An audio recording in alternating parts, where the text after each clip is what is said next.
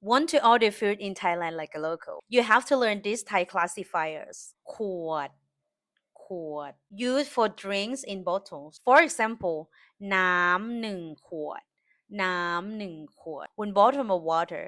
แก้ว Used for drinks served in a cup or glass. For example, กาแฟ1 แก้ว กาแฟ1 แก้ว One cup of coffee.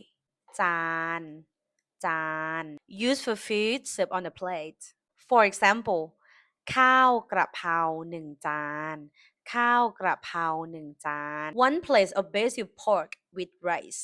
ชาม Used for food served in a bowl. For example, ก๋วยเตี๋ยว1 ชาม ก๋วยเตี๋ยว1 ชาม One bowl of noodles.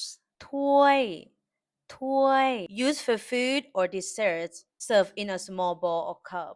For example, ไอติม1 ถ้วย ไอติม1 ถ้วย One cup of ice cream. ชิ้น